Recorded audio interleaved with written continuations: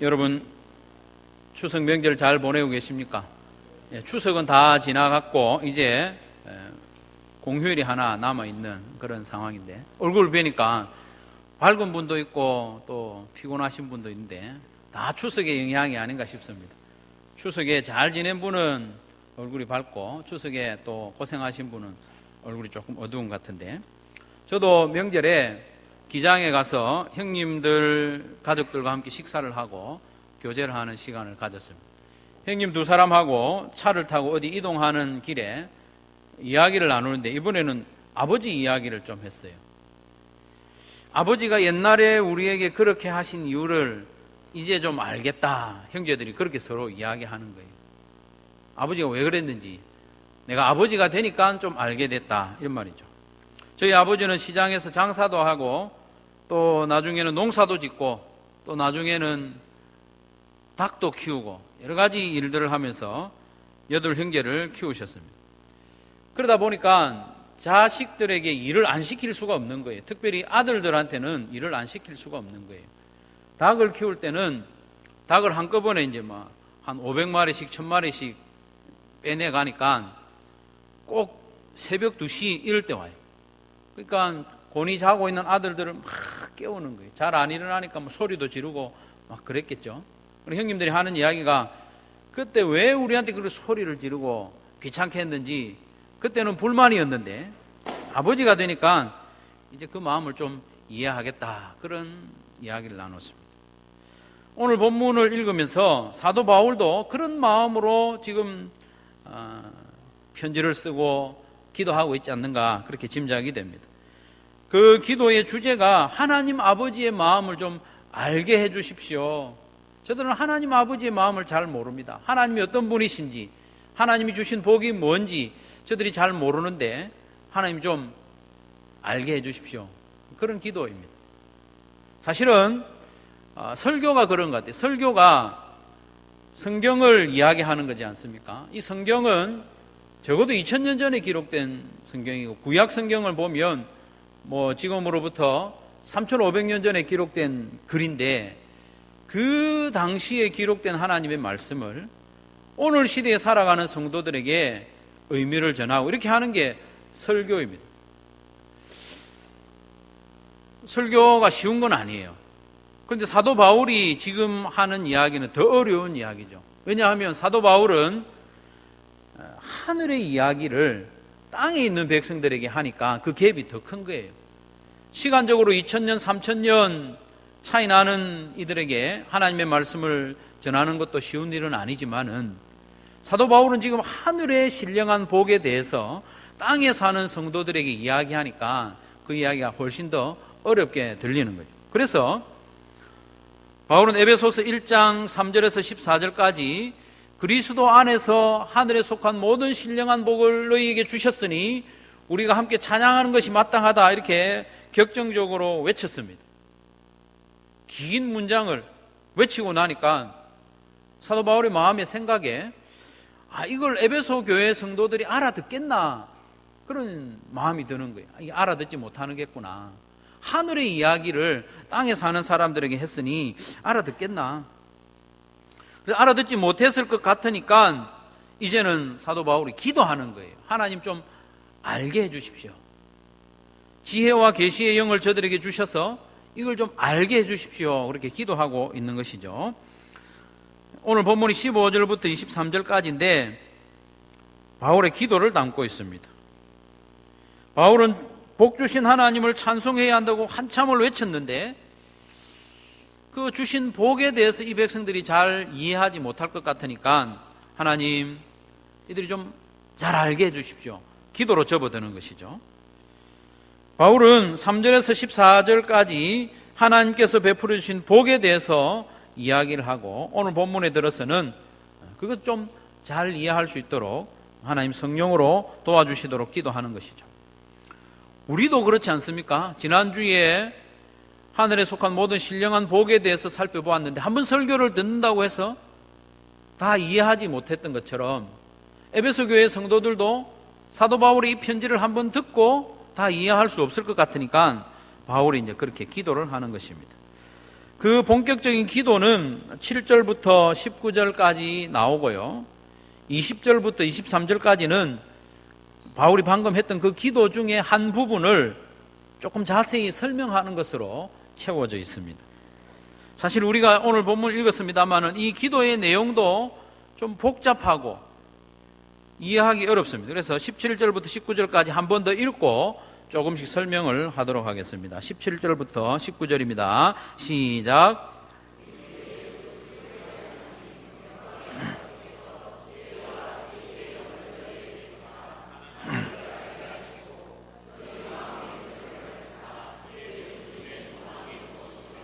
성도 안에서 그 기업의 영광의 풍성함이 무엇이며 그의 힘의 위력으로 역사하심을 따라 믿는 우리에게 베푸신 능력의 지극히 크심이 어떠한 것을 너희로 알게 하시기를 구하노라. 기도 내용을 우리 읽었는데 선명하게 딱 그림이 그려지지 않죠. 그렇죠? 기도조차도 그렇습니다. 바울이 구하는 바가 무엇인지 좀 길고 복잡하지만 이것을 층으로 나누어서 보면 조금 이해가 쉽습니다. 바울이 지금 구하는 바는 지혜와 계시의 영을 에베소 교회 성도들에게 주시기를 구하고 있습니다. 지혜와 계시의 영을 저들에게 주십시오. 그렇게 기도하는데 왜 지혜와 계시의 영을 달라고 하는가 하면 지혜와 계시의 영을 주시면 하나님을 알게 되는 거예요.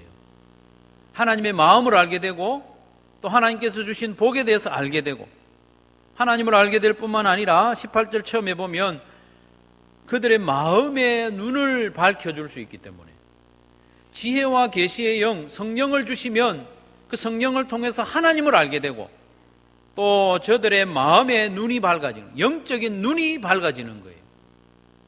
그래서 영적인 눈이 밝아지면 하나님께서 베풀어 주셨던 그 하늘에 속한 모든 신령한 복이 어떤 것인지 알게 되는 거예요.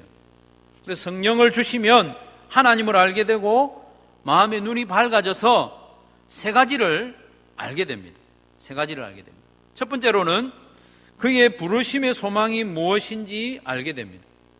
18절에 나오는데 그의 부르심의 소망이 무엇인지, 두 번째로는 그 기업의 영광의 풍성함이 무엇인지 알게 됩니다. 세 번째로는 그 능력의 지극히 크심이 어떠한지를 알게 해주십시오. 그렇게 기도하고 있습니다. 설명을 드려도 조금 헷갈리죠. 조금씩 하나씩 살펴볼 텐데 3절에서 14절까지 열거했던 그 복, 그리스도 안에서 주신 복, 하늘에 속한 모든 신령한 복들이 어떤 것인지 알게 해달라는 그런 내용입니다. 한 가지씩 살펴봅니다. 성령의 도우심을 구하면서 한 가지씩 살펴봅시다. 그의 부르심의 소망이 무엇인지 알게 해주십시오. 지혜와 계시의 영을 저들에게 주셔서 하나님을 알고 저들의 마음의 눈을 밝혀주시면 하나님이 성도를 부르신 그 소망이 무엇인지 알게 된다는 거예요. 그의 부르심의 소망이라는 것은 하나님께서 에베소 교회의 성도들을 자기의 자녀로 부르실 때 가졌던 그 소망입니다. 이 소망은 저와 여러분에게도 동일하게 적용됩니다. 이 소망은 개인적인 차원에서 보면 하나님의 자녀인 우리가 거룩하고 흠이 없는 온전한 존재가 되는 것이 부르심의 소망입니다. 하나님이 우리를 아들로 삼으셨지 않습니까? 딸로 삼으셨습니다. 그렇게 하신 그 부르심의 소망이 뭐냐 하면 우리로 하여금 하나님의 자녀다운 모습, 거룩하고 흠이 없는 모습, 하나님 앞에 섰을 때 우리가 거리낌 없이 그 앞에 설 수 있는 거룩함과 흠이 없는 그 상태가 우리를 부르신 소망이라는 것입니다. 그래서 에베소서 1장 4절 말씀에 보면 곧 창세전에 그리스도 안에서 우리를 택하사 우리로 사랑 안에서 그 앞에 거룩하고 흠이 없게 하시려고 우리를 불렀다는 겁니다. 이것을 공동체적인 차원에서 보면, 교회적인 차원에서 보면 하나님의 부르심의 소망은 이 교회가 거룩하고 흠이 없게 되어서 신랑 되신 그리스도의 신부로 세워지는 그것이 부르심의 소망입니다. 그것을 에베소서 5장 26절과 27절에 말씀하는데, 이는 곧 물로 씻어 말씀으로 깨끗하게 하사 거룩하게 하시고 자기 앞에 영광스러운 교회로 세우사 티나 주름 잡힌 것이나 이런 것들이 없이 거룩하고 흠이 없게 하려 하심이라 말씀하고 있습니다. 에베소서 5장 26절 27절 바로 앞에 보면 아내는 남편에게 복종하고 또 남편은 아내 사랑하기를 주께서 교회를 사랑하신 것처럼 사랑하라, 그런 부부 관계를 이야기하면서 이것은 비밀스러운 이야기인데 바로 그리스도와 교회에 관한 말씀이다, 이렇게 말씀하시면서 이 말씀이 이어지고 있습니다. 하나님께서 우리를 성도로 부르시고 교회로 부르신 것은 그리스도의 신부로 부르셨다는 거예요. 신부는 거룩하고 흠이 없어야 됩니다. 그리스도의 신부는 그래야 됩니다. 그래서 우리를 부르실 때부터 그리스도의 신부로 세우시려는 그런 소망을 가지고 우리를 부르셨는데, 하나님 성령으로 저들에게 그걸 좀 알게 해 주십시오. 사도 바울이 그렇게 기도하는 것이죠. 하나님이 성도인 우리를 부르신 소망의 궁극적인 모습은 우리가 예수님과 같이 되는 것입니다. 본래 아들인 예수님, 맏아들인 예수님의 모습을 우리가 그대로 담는 것이 우리를 부르신 하나님의 소망입니다. 그래서 빌립보서 3장 21절에 이렇게 말씀합니다. 그는 만물을 자기에게 복종하실 수 있는 자의 역사로 우리의 낮은 몸을 자기 영광의 몸의 형체와 같이 변하게 하시리라. 우리의 몸은 낮은 존재입니다. 육신을 가지고 있기 때문에 한계가 있고 또 아직 죄성을 가지고 있기 때문에 죄로부터 완전히 자유로울 수 없습니다. 그러나 주님이 다시 오시는 그때가 되면 우리의 몸을 자기의 영광의 몸, 예수님의 그 영광스럽고 흠이 없는 모습으로 우리를 그와 같이 만드신다는 겁니다. 그런 소망을 가지고 우리를 성도로 부르셨다, 그 말입니다. 성도 여러분, 하나님께서 우리를 부르신 소망이 무엇입니까? 우리를 그리스도 안에서 하나님의 자녀로 삼으시고 그리고 마침내 거룩하고 흠이 없도록 하여서 하나님 앞에 서도록 하는 겁니다.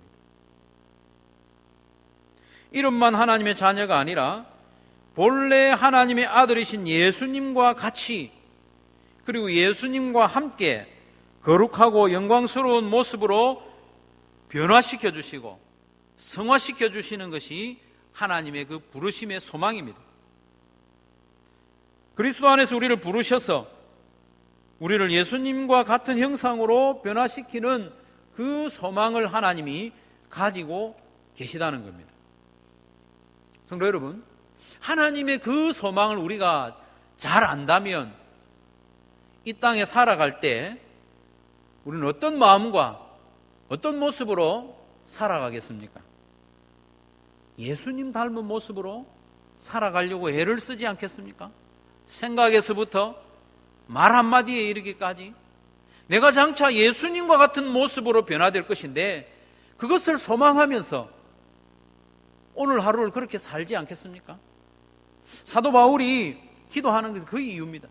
하나님, 저들이 장차 어떤 모습으로 될 것인지 하나님의 소망을 좀 알게 해주십시오. 그 소망을 알면 하나님의 자녀다운 모습으로 살아가려고 애를 쓸 것입니다. 사도 바울의 기도가 그런 내용이죠. 두 번째로, 바울은 성령이 성도의 마음을 밝혀주셔서 하나님께서 성도에게 주시는 기업의 영광이 얼마나 풍성한지 알게 해주십시오. 말이 좀 어렵습니다만은 장차 하나님이 우리에게 주실 기업이 얼마나 영광스럽고 풍성한지 우리로 하여금 알게 해달라는 거죠. 성령이 우리에게 알게 해주실 수 있습니다. 기업은 하나님께서 주시는 것인데 베드로는 그 기업에 대해서 이렇게 기록을 했습니다. 썩지 않고 더럽지 않고 쇠하지 아니하는 유업을 있게 하시나니, 유업은 기업이고 유산입니다. 곧 너희를 위하여 하늘에 간직하신 것이라. 하나님께서 우리에게 주실 기업을 이미 준비하셔서 하늘에 간직하고 있다는 것이죠.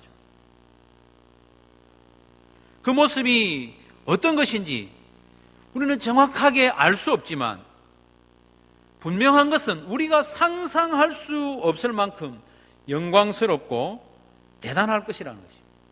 그렇지 않겠습니까? 하나님께서 우리를 위하여 준비하신 것이니까 대단한 것입니다. 우리 상상을 뛰어넘는 것이죠. 만약에 제가 임효구 목사가 오늘 예배에 나오신 분들에게 예배 마치고 나가실 때 추석은 지났지만 선물을 하나씩 드리겠습니다 이렇게 이야기하면 진짜로 드리겠다는 말은 아니고 만약에 그렇다고 하면 뭐 크게 기대하지는 않을 거잖아요. 그죠? 여러분들이 목사가 무슨 돈이 있으며 또 이 많은 사람에게 선물 나눠주는데 뭐 크게 기대할 것이 있겠느냐. 그래서 그냥 안 받고 그냥 지나가는 분도 있을 거예요. 하지만 우리나라의 제일 부자 누군지 잘 모르겠습니다만 삼성의 재벌이 될 수도 있고 그 사람이 여러분들에게 오늘 예배 마치고 선물을 하나씩 준비해서 준다. 아니면 미국의 부자 빌 게이츠가 여러분에게 선물을 하나씩 준다. 이렇게 하면 그냥 갈 사람 아무도 없을 거잖아요. 집에 전화해가지고 결석한 가족들 불러오고 이렇게 하지도 않겠습니까? 그렇다면 하물며 천지를 창조하신 하나님, 온 우주의 주인 되신 하나님께서 우리에게 한 번 주는 선물 정도가 아니라 유산을 물려준다면, 기업을 준비해서 준다고 한다면 얼마나 대단한 거겠습니까, 여러분? 사도 바울은 지금 그 이야기를 하고 있는 거예요. 특별히 그 기업은 예수님과 함께 상속한다고 하고 있습니다. 로마서 8장 17절에 보면 자녀이면 또한 상속자, 곧 하나님의 상속자요. 우리가 다 상속자입니다. 상속자요. 그리스도와 함께한 상속자라는 거예요. 우리의 맏형인 예수님이 우리와 함께 서서 그 기업을 받는다는 거예요. 예수님이 하나님으로부터 받는 그 상속 얼마나 대단한 거겠습니까? 우리가 예수님과 함께 그 기업을 받는다는 것이죠. 성도 여러분, 놀라지 마십시오. 저와 여러분이 하나님의 아들 예수님과 함께 기업을 이어받는다고 말씀합니다. 그러니 그 기업의 영광이 얼마나 풍성하겠습니까? 그 기업의 영광의 풍성함은 우리가 상상도 할 수 없고 짐작도 할 수 없습니다. 우리가 지금까지 경험하거나 상상한 그 모든 것보다도 크고 놀랍고 영광스러운 것입니다. 그래서 사도 바울은 성령께서 우리의 마음의 눈을 열어서 그 기업의 영광의 풍성함이 무엇인지 알게 해주시기를 기도하고 있습니다. 우리로서는 알 수 없어요. 성령이 알게 해주셔야 됩니다. 그래서 그 기업의 영광의 풍성함이 어떤지 우리가 알게 되면 이 땅을 살아가는 우리의 생각과 삶에 좀 변화가 있지 않겠습니까? 그렇지 않습니까? 하늘에 하나님이 준비하신 그 기업의 풍성함이 우리를 기다리고 있다고 그것을 알고 확실히 믿는다면 우리의 삶이 좀 달라지지 않겠습니까? 이 땅의 것에 목을 메고 살아가지 않을 것입니다. 왜냐하면 이 땅의 것은 아무리 크게 보여도 자잘한 것입니다. 자잘한 것. 하나님께서 우리를 위하여 준비하신 기업에 비하면 자잘한 겁니다. 우리 인생이 80, 90, 길면 100년을 사는데 이 100년의 세월은 영원한 우리의 삶에 비하면 점과 같습니다. 점과 같은 이 인생 동안에서 우리가 누릴 수 있는 모든 부귀와 영화는 먼지와도 같습니다. 그래서 그것을 안다면 영원히 누릴 그 영원한 기업을 바라보면서 살아가지 않겠습니까? 사도 바울이 그렇게 기도하는 이유가 거기에 있습니다. 에베소 교회의 성도들이 이 땅의 것에 이제 더 이상 매이지 아니하고 하나님이 준비하신 영원한 기업의 풍요로움을 바라보면서 위의 것을 바라보면서 살게 해달라는 기도와 같은 맥락인 것이죠. 세 번째로 사도 바울은 기도를 하면서 하나님이 우리에게 베푸신 능력이 얼마나 큰지 알게 해달라고 기도하고 있습니다. 여러분, 하나님의 능력이 얼마나 큰지 우리는 알 수 없습니다. 짐작하기 힘듭니다. 그래서 아직 예수님을 믿지 않는 분들은 예수님이 죽었다가 다시 살아났다 이야기하면 믿어지지 않는 거예요. 우리도 죽었다가 하나님이 다시 살리실 것이다, 그렇게 이야기하면 믿어지지 않는 거예요. 왜냐하면 하나님의 능력이 얼마나 크신지 모르기 때문에, 하나님의 능력이 얼마나 큰지 모르기 때문에. 그래서 하나님의 능력은 성령께서 우리의 마음의 눈을 밝혀주셔야만 알 수 있습니다. 바울은 하나님의 능력이 얼마나 큰지를 강조하기 위해서 19절 안에, 한 절 안에서 능력과 관련된 단어들을 막 그대가 쏟아붓고 있습니다. 19절을 보시면 그의 힘의 위력으로 역사하심을 따라 믿는 우리에게 베푸신 능력의 지극히 크심이 어떠한 것을 너희로 알게 하시기를 구하노라.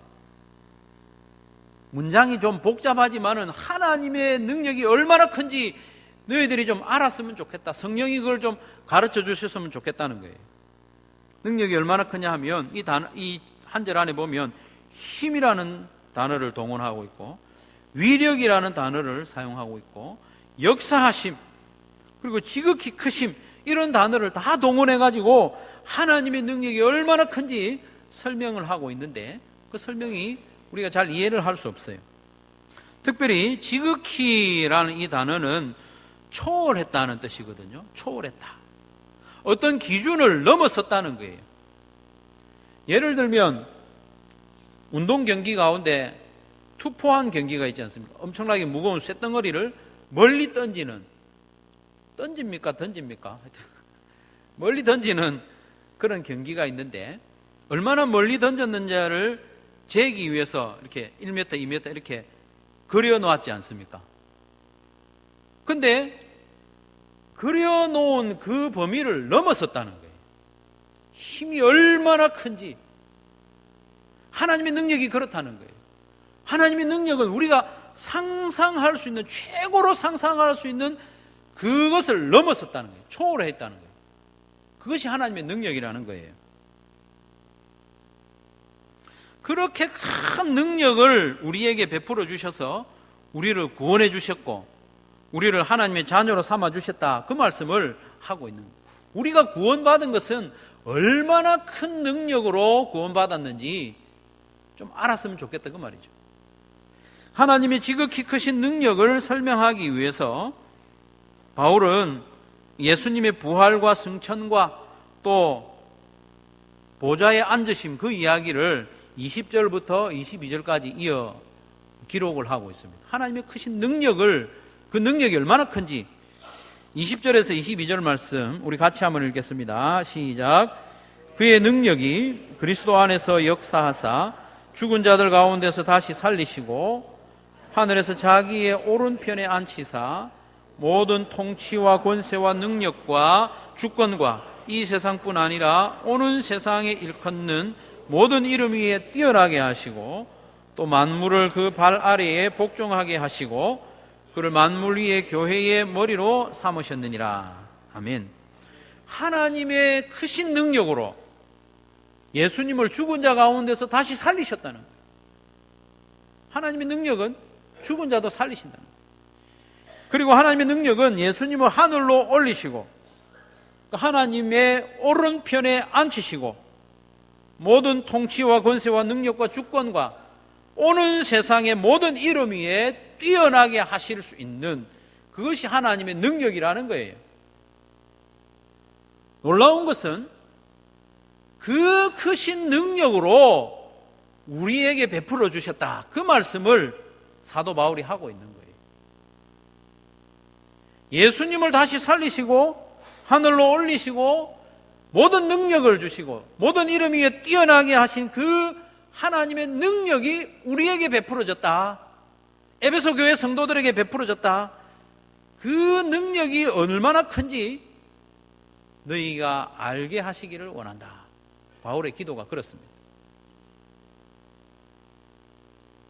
하나님의 그 크신 능력이 우리에게 어떻게 베풀어졌는지 에베소서 2장 5절 6절에 다시 이야기합니다. 허물로 죽은 우리를 그리스도와 함께 살리셨고, 그리스도를 살리실 뿐만 아니라 우리를 그리스도와 함께 살리셨다고 합니다. 너희는 은혜로 구원을 받은 것이라. 또 함께 일으키사. 예수님을 일으키실 때 우리도 함께 일으키셨다는 겁니다. 그리스도 예수 안에서 함께 하늘에 앉히셨다고 하십니다. 예수님을 그 보좌에 앉히실 때 우리를 그 옆에 같이 앉히셨다는 거예요. 하나님의 능력이. 여기서도 강조하는 바가 그겁니다. 그리스도 안에서 우리에게 복을 주셨는데 그 복은 결국 어떤 모습으로 나타나는가 하면 그리스도와 함께 하는 모습으로 나타나는 거예요. 이건 차이가 큽니다, 여러분. 그리스도 안에서 우리에게 복을 주셨는데 그 복이 얼마나 크고 영광스러운가 하면 그리스도와 함께 누리도록 해주셨다는 겁니다. 모든 복을. 그래서 그리스도 안에서 우리를 살리실 때 그리스도와 함께 우리를 살리셨고 함께 하늘에 올리셨고 영광과 권세의 자리에 함께 앉히셨다는 겁니다. 하나님의 크신 능력으로. 사도 바울의 기도처럼 하나님의 크신 능력이 우리를 구원하시고 살리시고 예수님과 함께 앉히셨음을 우리가 그걸 잘 알게 된다면 우리의 삶이 어떻게 좀 바뀌지 않겠습니까? 전혀 안 바뀌겠습니까?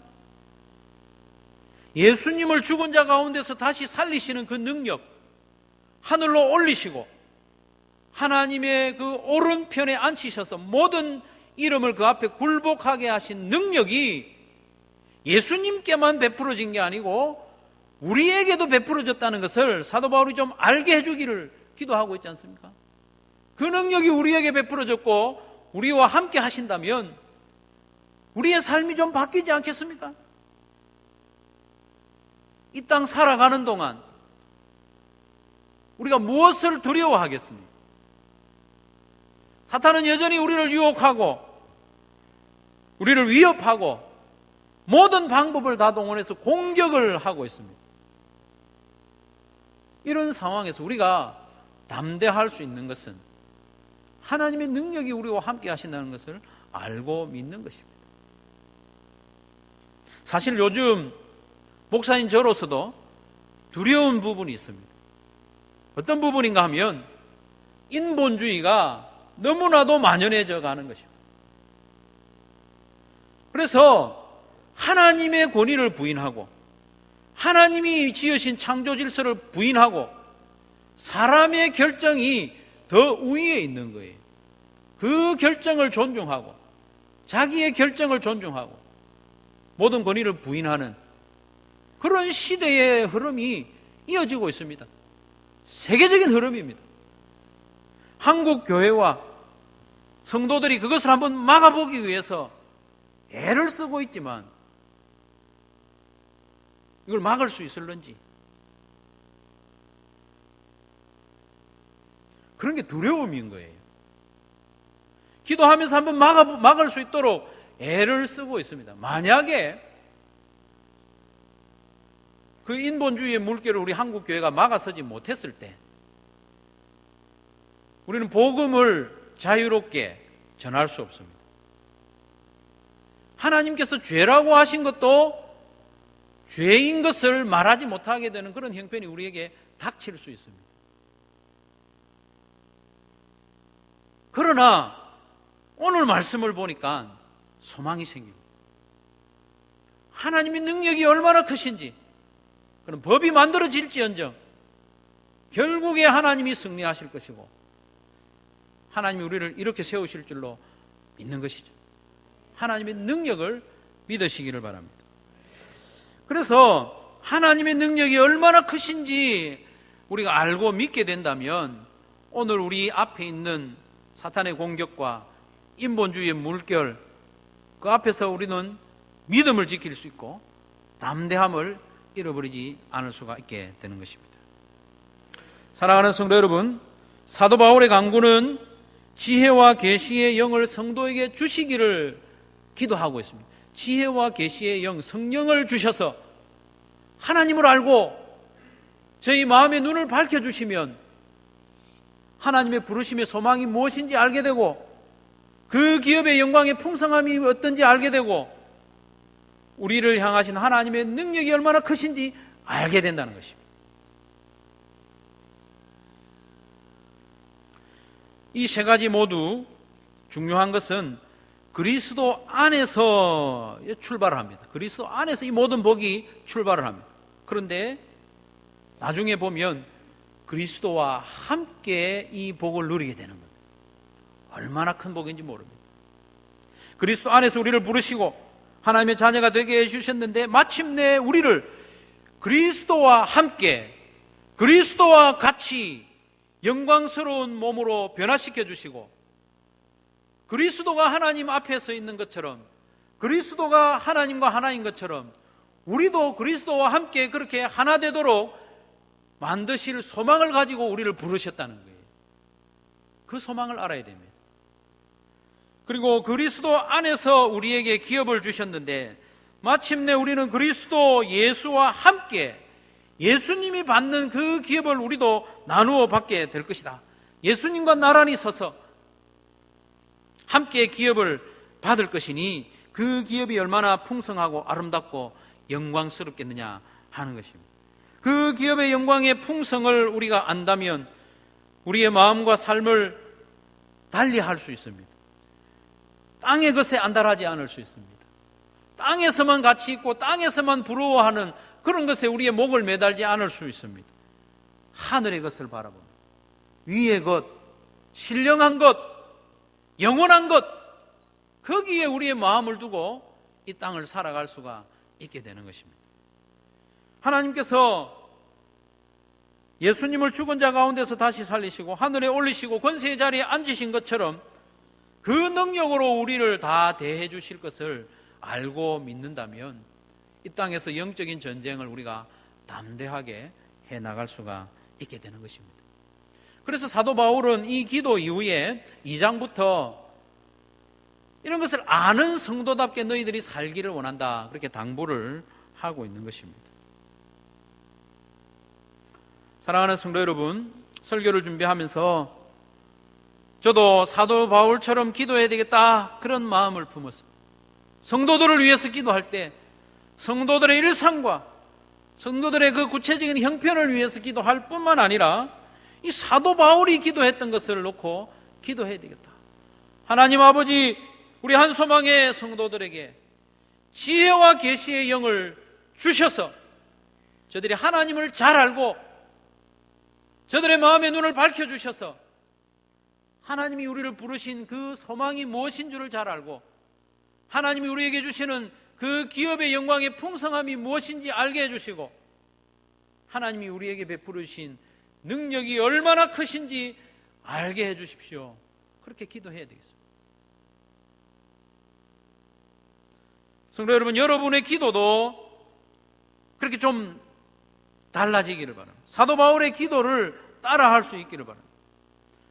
하나님께서 우리에게 대하여 가지고 계신 그 소망, 예수님과 함께 예수님과 같이 거룩하고 흠이 없는 존재로 우리를 만드시려는 소망을 가지고 계시는데 하나님 그 소망에 합당한 삶을 내가 살 수 있도록 도와주십시오. 이게 우리의 기도의 제목이 되어야 하지 않겠습니까? 하나님께서 우리를 위하여 하늘에 간직하고 계신 그 기업의 영광의 풍성함이 우리가 무엇인지 알아서 이 땅의 기업에 우리 마음을 빼앗기지 아니하고 자잘한 것에 목을 매지 않고 위의 것을 바라보면서 살아가는 우리의 삶이 되게 해주십시오. 이게 우리의 기도가 되어야 하지 않겠습니까? 하나님의 그 크신 능력을 우리가 잘 알아서 이 세상의 것에 두려워하지 아니하고 우리를 위협하는 저 사단의 저 공격을 두려워하지 아니하고 죽으면 죽으리라, 이 땅에 목숨을 걸고라도 영적인 전쟁을 담대히 해나갈 수 있도록 하나님 우리를 도와주십시오. 이것이 우리의 기도가 되어야 하지 않겠습니까? 사랑하는 성도 여러분, 사도 바울은 에베소서 1장에서 3절부터 14절까지 그리스도 안에서 하늘에 속한 모든 신령한 복이 우리에게 주어졌으니 찬송하라고 이렇게 외쳤지만은 이 복이 너무나도 크고 높은 것이기 때문에 이 성도들이 잘 알지 못하는 거예요. 그래서 하나님 지혜와 계시의 영을 이들에게 주셔서 하나님이 베풀어 주신 이 복이 어떤 것인지 좀 잘 알게 해주시고 그 복을 받은 자답게 살아가게 하옵소서. 너희들 그 복을 받은 자답게 살아가라. 이 편지가 이어지고 있습니다. 이 기도가 우리의 기도가 되기를 바라고, 또 우리가 복 받은 자답게 하늘의 신령한 복을 받은 자답게 살아가는 모든 성도들 되시기를 주님의 이름으로 축원합니다. 말씀을 기억하면서 같이 한번 기도합시다.